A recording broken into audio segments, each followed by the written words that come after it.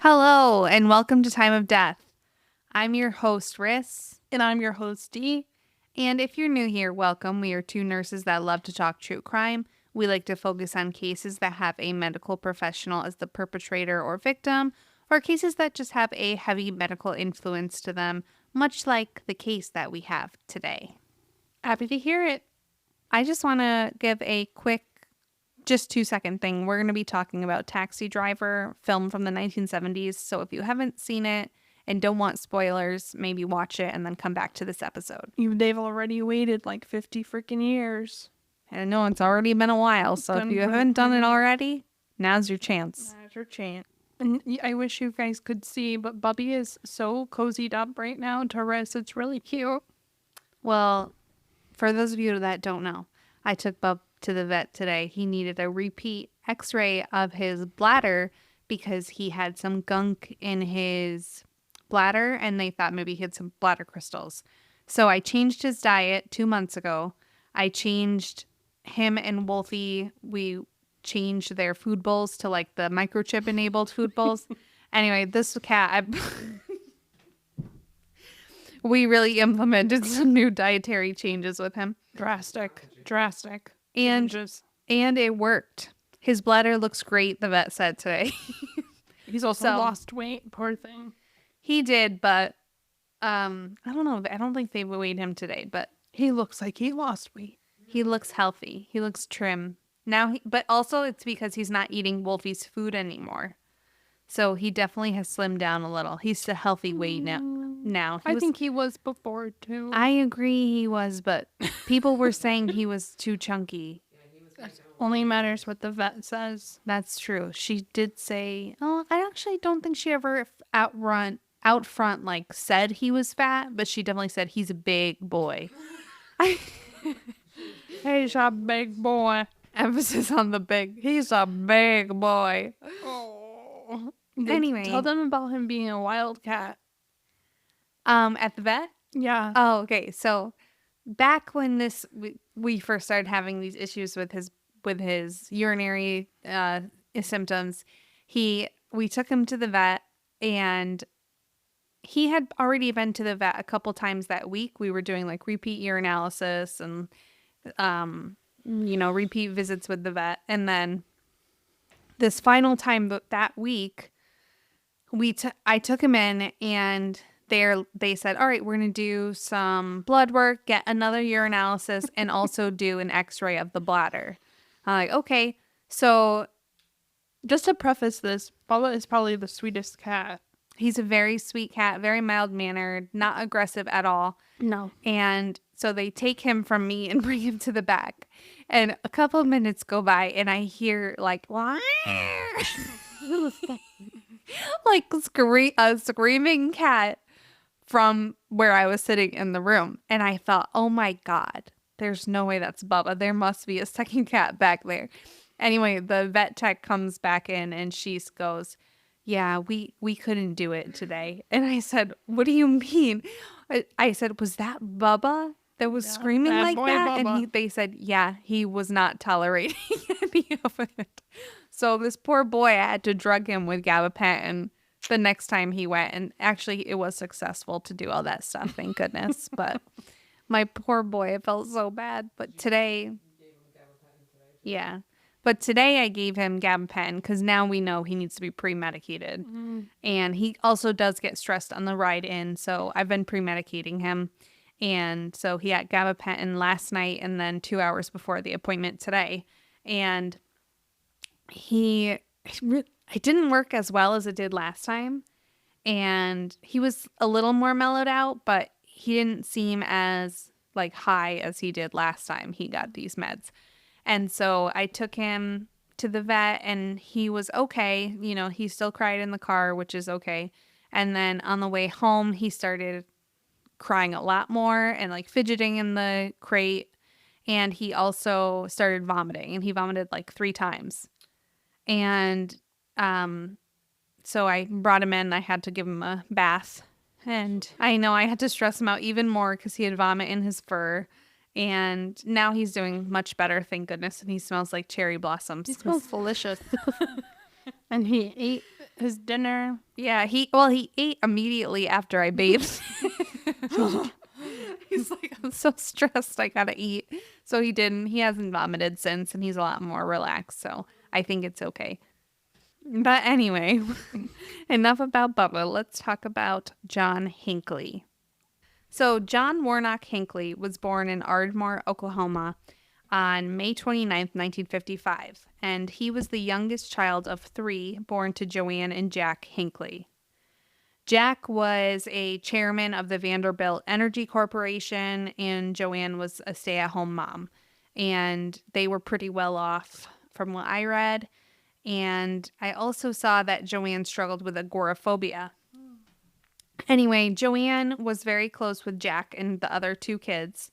And Jack was really close with his mom. He was very dependent on her. And Joanne was a supportive mom to the 3 of them. They moved to Texas when John was 4 years old.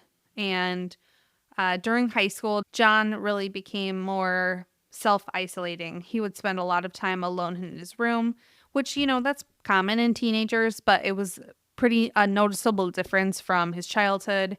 He just was becoming more of a loner. Yeah. Not hanging out with friends at all, just very isolated. He was musically inclined and he enjoyed playing guitar, and he also wrote some songs, and he especially liked listening to the Beatles. In 1973, John graduates from high school and their family moves to Evergreen, Colorado. And John attends Texas Tech for school in Lubbock. So John wasn't a very motivated student in college, and 2 years later, in 1976, he dropped out of school to pursue his musical career, and he ends up moving to Hollywood at this point. And Hollywood is where John Hinckley watched Taxi Driver for the first time. Isn't Robert De Niro in Taxi Driver? Yes. Yes. So Robert De Niro played the main character, a man named Travis Bickle. So Taxi Driver came out in 1976, and its story revolved around Bickle, who is a mentally ill taxi driver. And Bickle hatches a plot to assassinate a politician and rescue a victim of sex trafficking, a young girl named Iris, who was played by Jodie Foster from her pimp. So he's trying to rescue her from her pimp at the time. So, yeah. So Bickle is a Vietnam veteran who works nights driving his taxi, and he is also really struggling with worsening mental health symptoms, and he also has some psychosis. He is suffering with insomnia, and he is a very lonely person overall. And beyond this, he is disgusted with the crime and turmoil that he sees during his travels throughout New York City at night. Bickle meets a lady named Betsy, who is a volunteer for a presidential candidate named Charles Palantine, and they begin to date. And on one of their dates early on, he ends up taking her to a porn theater, which prompts Betsy to leave and also end their relationship. And Bickle does not take it well at all. He shows up angrily at Palantine's campaign office, and that just they're never able to reconcile that relationship. Who said romance is dead? Who said? Not Travis Bickle, for sure. So Bickle ends up buying some handguns, and he starts intensely working out while experiencing some homicidal thoughts. He is still really aggravated and frustrated with all the crimes occurring in New York City. And he also meets Iris. Jodie was only 12 years old when she played in this role. So Bickle gets Iris's pimp to arrange a meeting with Iris, pretending that he's a customer, and he tries to get her to stop working. And this doesn't work. So after that, he decides to try to assassinate Palantine at a rally where he was when he was taking the gun out of his pocket, he was seen by Secret Service, but he ends up getting away. And then he decides he is going to kill Iris's pimp, and he is successful in doing so. And after killing her pimp, he attempts to kill himself, but he ends up being out of bullets. And so he puts a finger gun to his head to mimic shooting himself in the head. So by the end of this movie, Bickle is seen as a hero of sorts and also as a savior to Iris. John ends up watching this movie a lot, and he starts seeing himself in Bickle's character, and he starts to become inspired by him. He begins to dress like Bickle by wearing an army fatigue jacket and boots. He starts to, adopt the same mannerisms and interests as John. For example, he develops a gun obsession, and he also has a hankering for peach brandy, just like Bickle. And just like Bickle, he also keeps a diary, and in letters written to his mother, he refers to a girlfriend named Lynn, who is eerily similar to Bickle's initial love interest, Betsy. But most importantly, John develops an obsession with Jodie Foster. In spring 1977, John abandons his musical aspirations and he starts taking classes again at Texas Tech. John continues being a loner and he spends a great deal of time in isolation. He battles feelings of being depressed and hopeless, and he eventually stops going to classes by summer 1978. By late summer of 79, he had purchased his first gun and he begins to attend target practice sessions. And he also is displaying some more worrying behaviors, such as playing a couple games of Russian roulette in November and December of that year. He was so isolated that he spent Christmas alone and ended up taking a photograph of himself holding a gun to his head. In 1980, he decides to buy Devastators, which are a type of bullet. They're solid steel, and they seem to be like a really intense bullet, and it's like exploding head bullet, that kind of thing. It's a very powerful bullet. He also was prescribed antidepressants and tranquilizers starting in 1980 as well. However, in the summer of 1980, he approaches his parents asking for them to pay for writing courses at Yale because he had a new career goal to become a writer. So his parents are relieved that he, had gained some traction in regards to a career, and they happily fork over $3,600. And John heads to Yale's campus in New Haven, Connecticut in September of that year. But here's the thing. John was never actually planning to enroll in these classes. He actually just wanted to go to Yale because that was where Jodie Foster was attending college. John had seen an article in People that disclosed that Jodie was going to be starting courses there a couple months prior. He was successful in crossing paths with Jodie, but he was never able to work up the nerve to speak to her in person. Instead, he would write forlorn love letters and poems and leave them out for her to find in her mailbox, or a couple of times he overcame his shyness long enough to exchange a few words with her over the phone. Although he was still obsessed with Jodie, he started to partake in regular stalking sessions of President Carter in the fall of 1980. He's all over the place. Yeah. Over the course of 3 days, he attended 3 rallies, which Carter attended in Washington, D.C., and Columbus and Dayton, Ohio. While he was in Dayton, he came within 20 feet of President Carter. He admitted to wanting to kill Carter at the time, but he felt like he wasn't in the right headspace to get it done. Over the next few weeks, he went on a bunch of trips around the country. These were very spontaneous trips, very frenzied, here and then here, very tight schedule, frenzied activity, very bizarre behavior. Anyway, so one of these trips was to meet with one of the leaders of the American Nazi Party. And this never happened. That was his goal. It wasn't obtainable. And another trip was to stalk Carter again, but this time in Nashville. And he actually was arrested at the airport in Nashville for having handguns in his suitcase. These were confiscated along with some handcuffs that he also had, and he was fined and then he was released.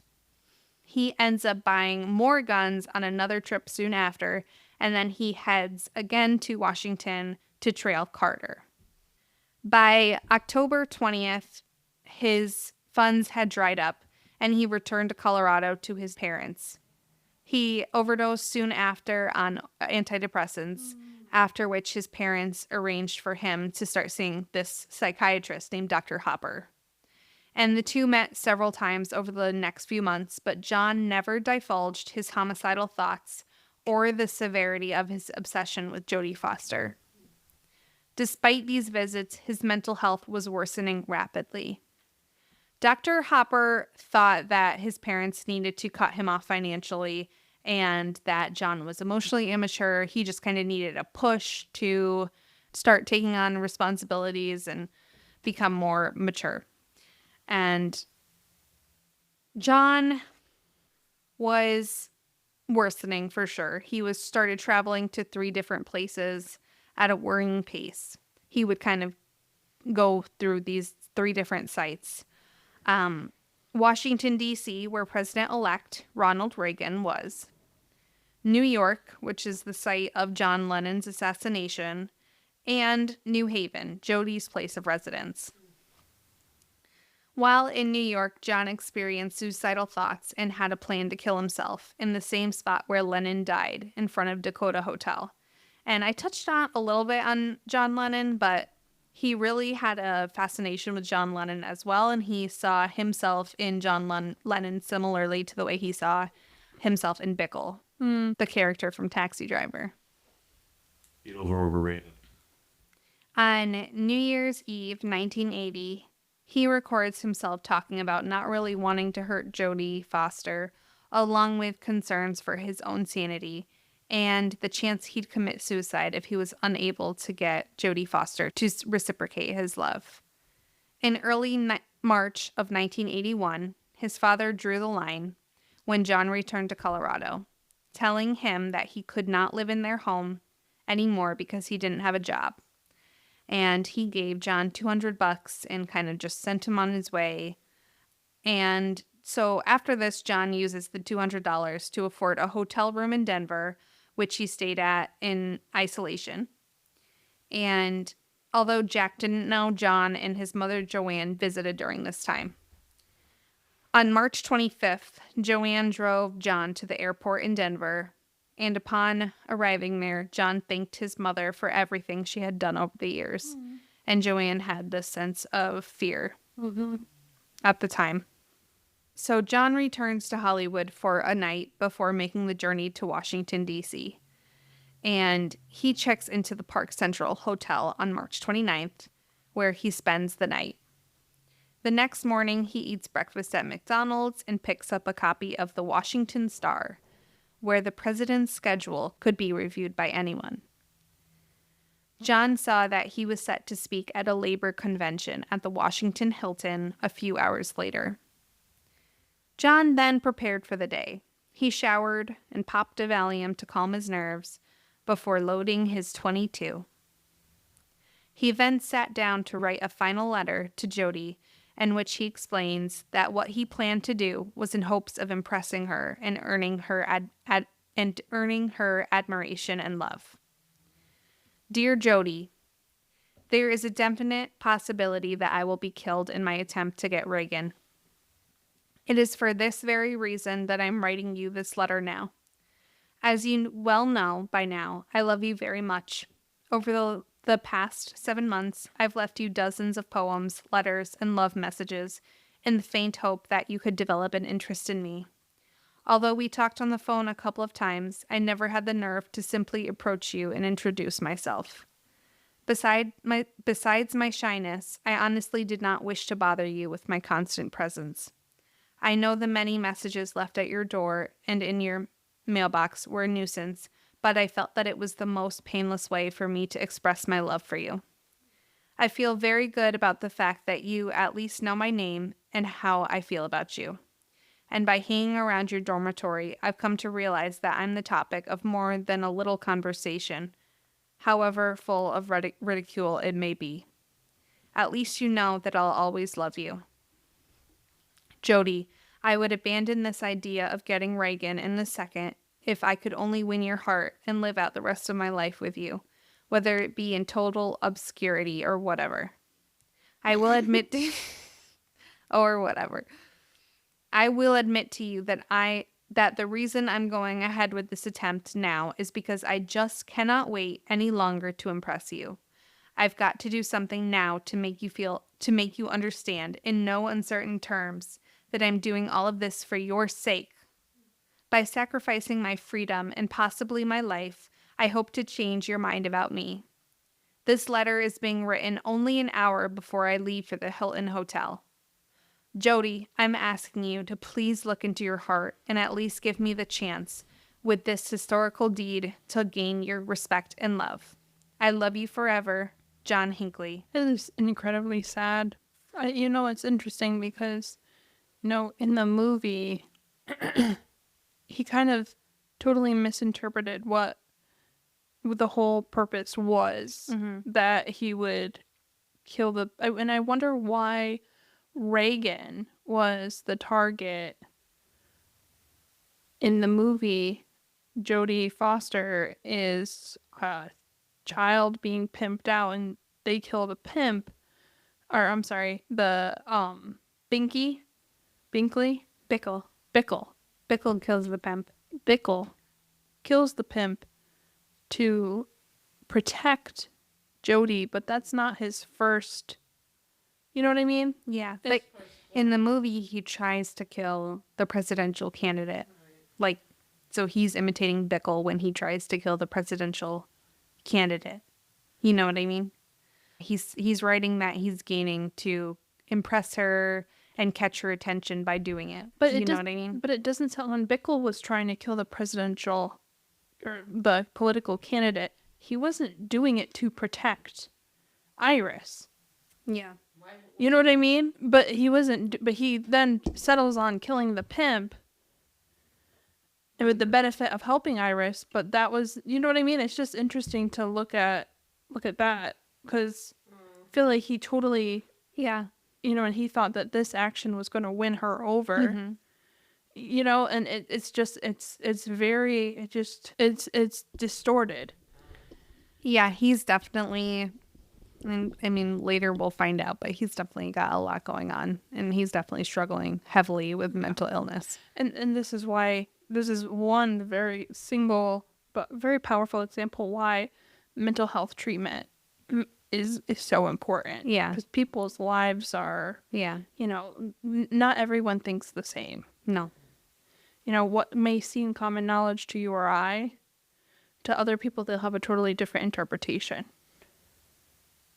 Like for what? The reasoning behind what he's doing? Yeah, like he clearly was someone that this was his takeaway from the movie. Yeah. You know what I mean? And us were like, what the heck? Like, how did he get there? But for him, it's clear as day. Yeah. Yeah, no, I know what you mean. It's for me, I was like, okay, I don't really see. I guess I would have understood better if like Jodie Foster, was being controlled by, he thought like she was being controlled by someone. I mean, not that she has a pimp, because that's just who her character was, but if in real life she was being controlled by some higher power, you know what I mean? And then that I could maybe understand. But this one, to me, it just seemed like, I guess that he was just imitating Bickle's first action and kind of like following along with the plot of the movie. At 1:30, John takes a taxi to the Hilton and remained in the crowd as Reagan walked to the entrance of the hotel at 1:45. And as he's walking, something to know is that Reagan waves to the crowd. And in footage, you see that John waves back to Reagan. And that's definitely brought up later on during the trial, because that's an odd behavior. After Reagan decides to leave the convention, it's 2:25, and he leaves the hotel with his entourage, and they're returning to his limousine when Hinckley starts screaming, "President Reagan, President Reagan." And then he shoots 6 times. The first bullet hits the head of Press Secretary James Brady. Brady will be left disabled after this injury, and he dies about 33 years later. Oh my The second bullet hits the back of one of Reagan's police officers, Thomas Delahanty. The third misses and hits a building behind the group. The fourth hits a Secret Service agent in the chest. His name is Timothy McCarthy. The fifth misses, hitting the glass of the limo. Meanwhile, the president was being rushed into the car when a sixth bullet bounces off of the car and hits Reagan in the chest, grazes a rib, and becomes lodged in his lung. It just narrowly misses his heart. Oh my God. So the entourage didn't even realize Reagan had been hit initially. They were racing. They just were working on getting him in the car, running him to the White House to get him away from the scene. And this is when Reagan starts coughing up blood. So then they change their course and they bring him immediately to George Washington University Hospital. And Reagan undergoes a 2-hour surgery to save his life. John was tackled after he deployed the sixth shot by a Secret Service agent. So John, after this, was brought to the Marine base in Quantico before being transferred to a federal penitentiary in Butner, North Carolina, for psychiatric evaluations to begin. And these evaluations go on for 4 months. 3 of the government psychiatrists believed that John was legally sane and that he was aware of his actions and the criminal nature of them. The 3 defense psychiatrists believe that he was psychotic and legally insane at the time of the attack. While in custody 2 days before his birthday in May of that same year, he attempts suicide again by overdosing on Valium. And about 6 months later, in November, he attempts suicide a final time by trying to hang himself in his cell. His defense lawyer was Vince Fuller, and John tells Fuller that if he didn't try his best to get Jodie Foster to testify in his trial, that he wouldn't cooperate during the trial. And so Fuller actually was able to get Jodie to testify during a closed deposition with just the judge, lawyers, and John present. Upon finding out, John excitedly told his parents he was so overjoyed that they were going to be in the same room as one another. The testimony occurred on March 30th, 1982, and John was pissed because Jodie didn't so much as glance at him. Oh. She did not say a single word to him. And by the end, John threw a ballpoint pen at her and yelled, "I'll get you, Foster," before being physically removed from the room.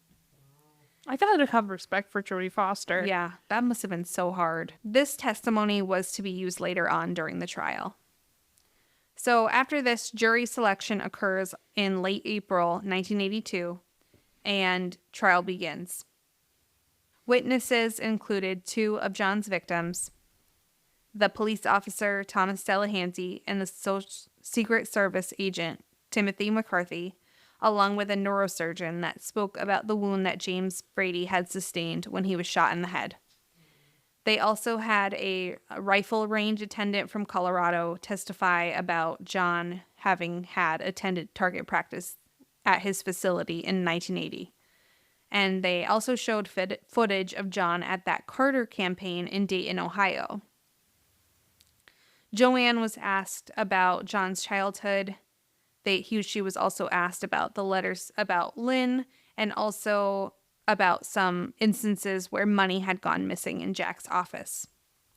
Jack was also a witness during his testimony. He relayed a great deal of regret and grief for kicking John out when he was unable to cope with his life.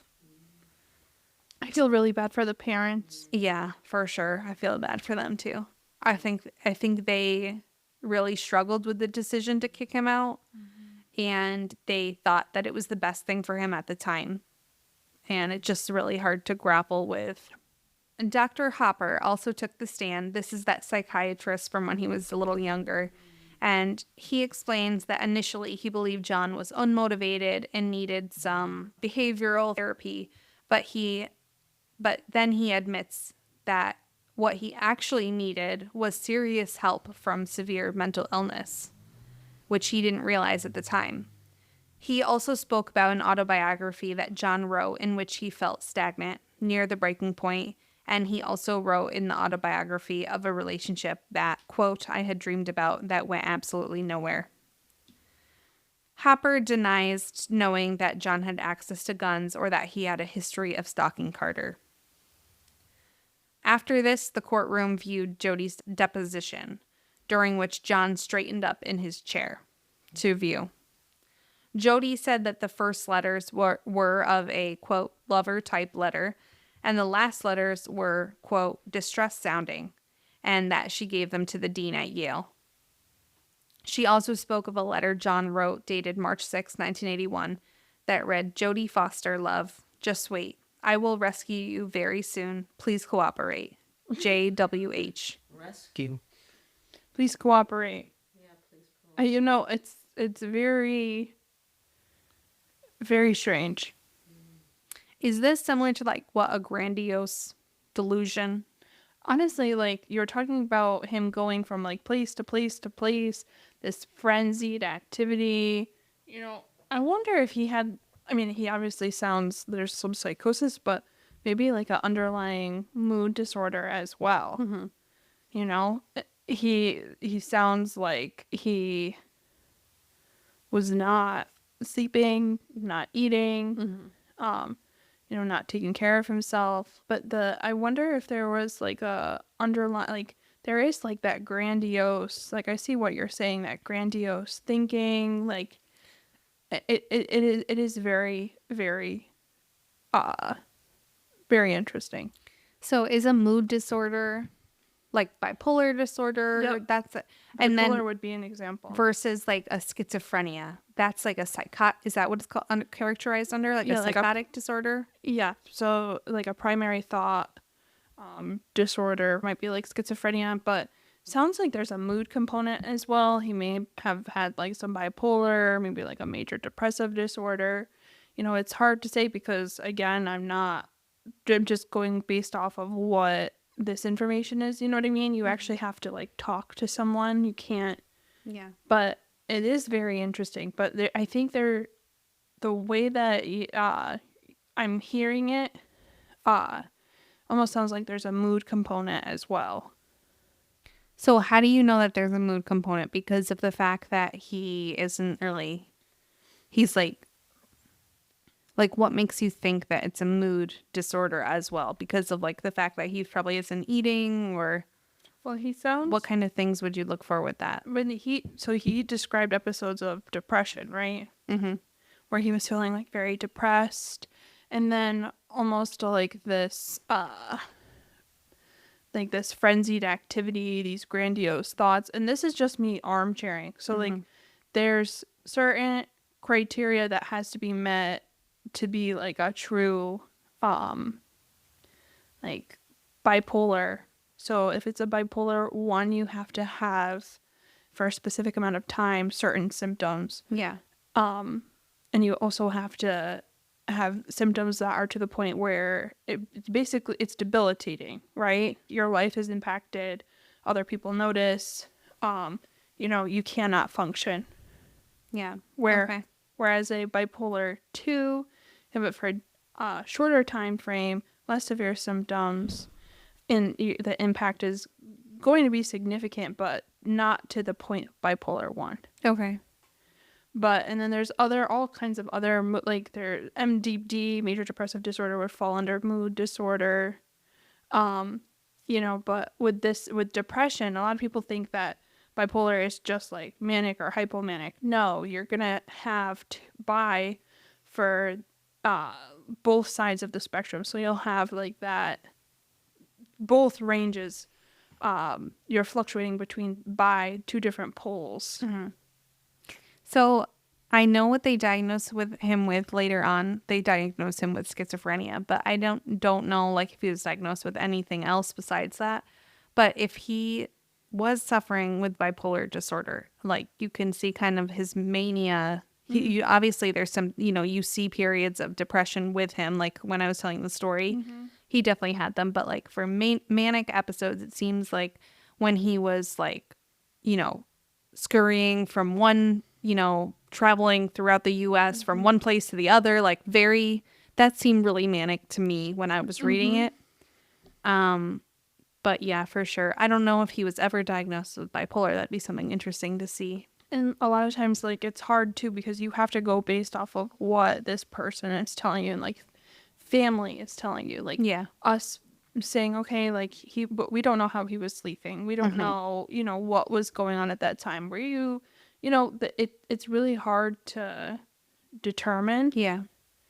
But just from like what I'm hearing, I'm like, okay, there's definitely something significant going on with this person. So, okay, this is probably a dumb question, but like if someone has schizophrenia and bipolar disorder, for example, you can have both, but like how Usually it's like a schizoaffective. or could you see bipolar and schizophrenia, or would it just be more common to see like a schizoaffective disorder? I think schizoaffective would be more common. So you could have them. It's possible to have them comorbid, but usually if someone presents like that, schizoaffective is definitely on the table. Okay. And what schizoaffective is, it's symptoms of a mood disorder, whether it's mania, depression, whatever, and schizophrenia during the same episode, if that makes sense. Okay, that does make sense. The key component of this is that delusions, hallucinations, any type of psychotic symptom is going to occur even in the absence of mood symptoms for at least 2 weeks. Oh, okay. So that's the big thing. But it's a hard thing to determine, and psychiatry is, it's a lot of shades of gray. Okay, so back to that letter that Jody received saying, wait, I'm going to rescue you, cooperate. Jody said that it sounded really similar to a letter that Bickle sent her character Iris in Taxi Driver. Mm-hmm. She is then asked if she had ever seen John before, if she responded to his letters, or if she invited his approaches, all of which she answered no. Finally, she was asked to describe the nature of the relationship that she had with John, to which she said, I don't have any relationship with John Hinckley, which prompted John to get up and try to run out of the courtroom. So defense also plays tapes from telephone conversations that John had recorded where Jody appears confused and she says, I don't know you, I'm not going to talk to you. Defense brings up their expert witnesses. One of them was Dr. Carpenter, who reported that he believed that John suffered from schizophrenia. And he goes on to say that he is uncertain of his identity, so he takes from characters in the media, like Bickle's character in Taxi Driver, or John Lennon, which can be evidence from his long days playing guitar in his hotel room and, wanting to kill himself in front of the same hotel that John Lennon was killed in front of. When John Lennon died, John's world was uprooted. This is cataloged in a recording he made saying, John Lennon is dead. The world is over. Forget it. It's just gonna be insanity if I even make it through the first few days. I still regret having to go on with 1981. I don't know why people want to live. John Lennon is dead. I still think about Jody all the time. That's all I think about, really. That and John Lennon's death. They were sort of binded together. And so Carpenter believed that the final straw was when Jack didn't let John come home. And John kind of retreated fully into himself. He said that the tether to reality was broken at this point. And he just kind of retreated into himself. And in this internal world, he needed to rescue Jodie Foster. Carpenter also spoke of John's suicidal ideation and his attempts at suicide. And he also touches on the fact that the day of the shooting, when John returned the wave to Reagan, that he believed he was waving just to John, not to the crowd of people. He said seeing a personalized message through things that are not meant to be that way is definitely a hallmark sign of mental illness. There's definitely something like a psychosis involved. There is. Yeah. Just what is going on is the hard, you know what I mean? I definitely think, yeah, he had some kind of psychosis going on, but also I think he was really, I don't know, maybe I'm just reading into this, but I feel like he felt really lonely and probably invisible to a lot of people. And I don't know, something like that. I feel like maybe just weighed more than it would to, someone else in the crowd, but I don't know. It's interesting because he almost has this like magical thinking in a way. Yeah. But again, we're limited. So Carpenter goes on to say that John could understand the wrongfulness of his act on an intellectual level, but not on an emotional one. He was so absorbed with the idea of connecting with Jody that he was unable to consider who would be hurt during his actions. Another psychiatrist, Dr. Baer, testifies that John believed Bickle was talking to him and that he was acting out a movie script. He also said that John had no positive symptoms. So John denies auditory or visual hallucinations, for example, which is uncommon when one is faking an illness. So he said, because he's not presenting with these symptoms, it makes it more unlikely for him to be faking being psychotic. Dr. Baer, interestingly, also reports about a CAT scan done of John's head that showed widened sulci in his brain, which about 1/3 of people with schizophrenia do have evident on their imaging. A psychologist then testified that John's IQ was 113, so it was a little above average, but on the Minnesota Multiphasic Personality Inventory, John was near the peak of abnormality, which means that only 1 out of 1,000,000 people who shared the same score as John would not be suffering from serious mental illness, which, I don't know. Do you know anything about this Minnesota Multiphasic Personality Inventory? That's interesting, though. It's intriguing. I was like, what the heck is that? But I don't know. I never heard of that. Let me look it up. It's still used today in psychological assessments. It's been updated. The most current version was updated in 2020, interestingly. And it's specifically designed to look for personality traits, if there's any type of psychopathology.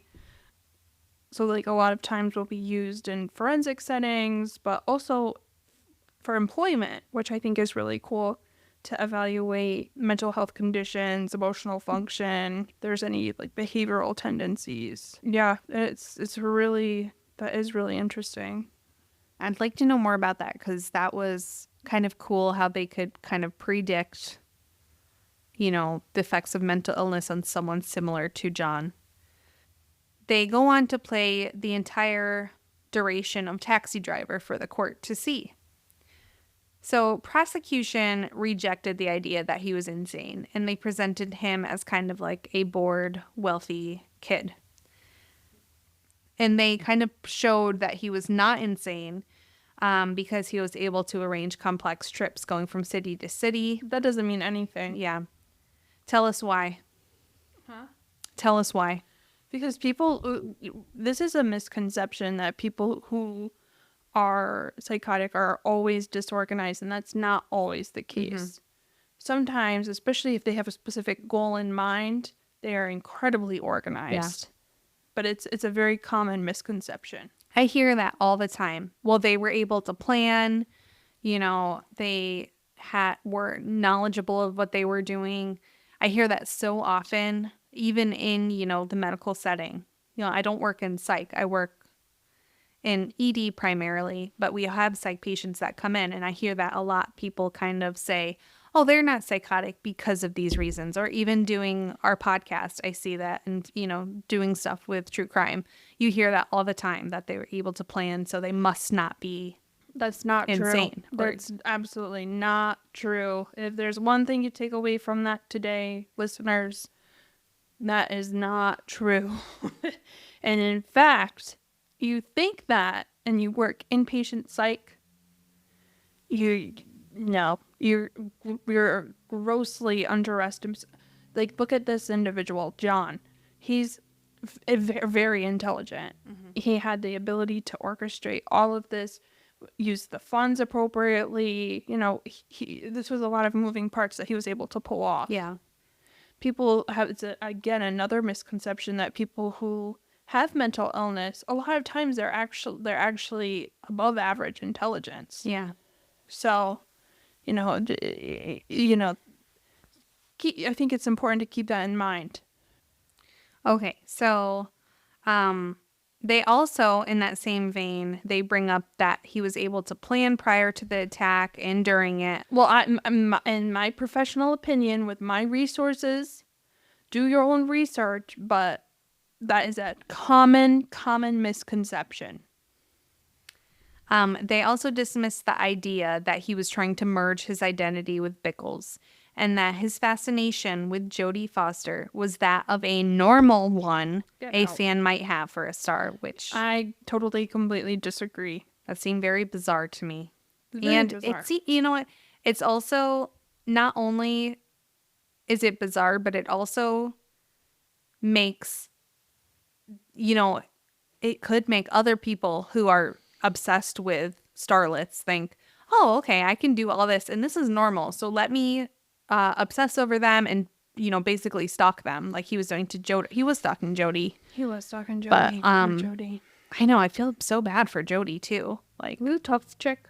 I feel like everyone in this crime suffered, you know. I even feel bad for John. I do feel bad for John I too. feel, you know, if he had had the proper treatment, proper diagnosis before this horrible thing happened, you know, who knows what would have, you know, it could have changed the whole trajectory of his life. But I also think that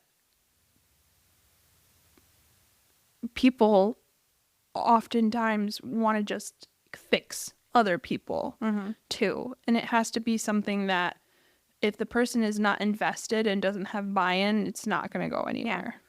You know? Yeah, agree. Because, you know, autonomy is also equally important. You know, he would have to be invested, but maybe if he had connected with the right person, the right thing would have happened. Who knows where he could have been at right now. So after deliberation, the jury finds John not guilty by reason of insanity in 1982. And after being acquitted, John was transferred to St. Elizabeth's Hospital in Washington. Many people were outraged with this ruling. Many believe that there was a lack of justice done.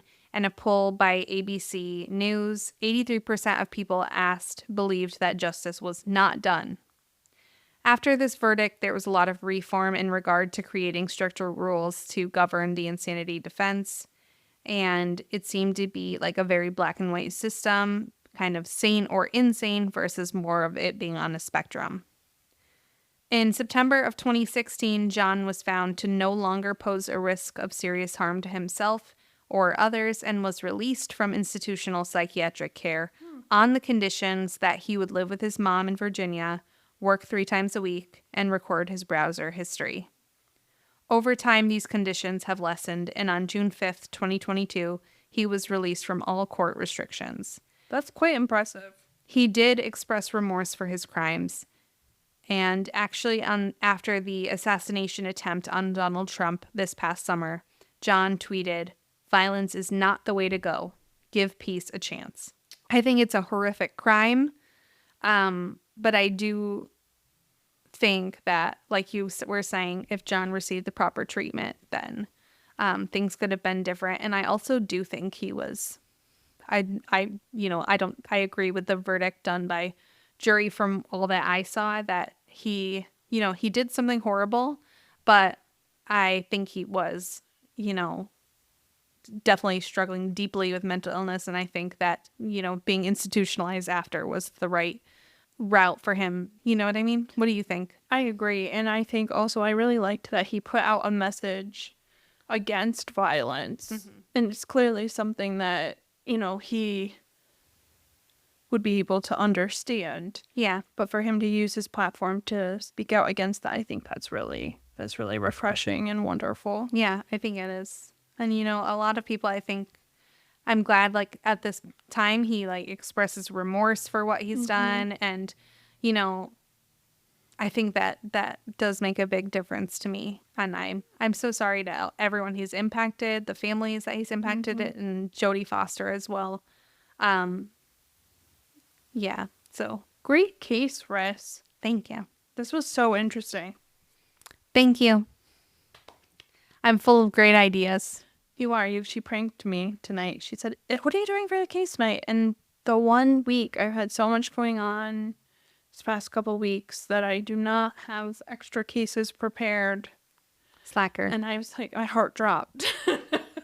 I knew I got you. But then they looked on Apple Podcasts. They being me and my mom. And they couldn't find it. And I said, no, I definitely see it on my end. Look again. And they're like, no, Ris, it's not here, Ris. Look again, Ris. Are you sure it's uploaded, Ris? I said, yep, it's there. But they found it eventually, and it's up there. So if you haven't listened, listen to last week as well. Yes. Dr. Hoover. Dr. Hoover. Anyway, thank you all for listening. We're so glad to talk to you guys every week and talk about interesting stuff that we didn't know about either. So No, I had no idea. Jody and idea. Ijoda. okay, let's tired. get you to bed. I So- gotta go get incense. Oh yeah. All right, let's call it. All right, the time is 1949. That is 7:49 for all you non-military, non-medical folks. Have a blessed evening. Stay safe, and don't forget to take your sertraline. How would I have known that? She looks at me like I need to finish her sentence. Take your sertraline. Bye. Bye.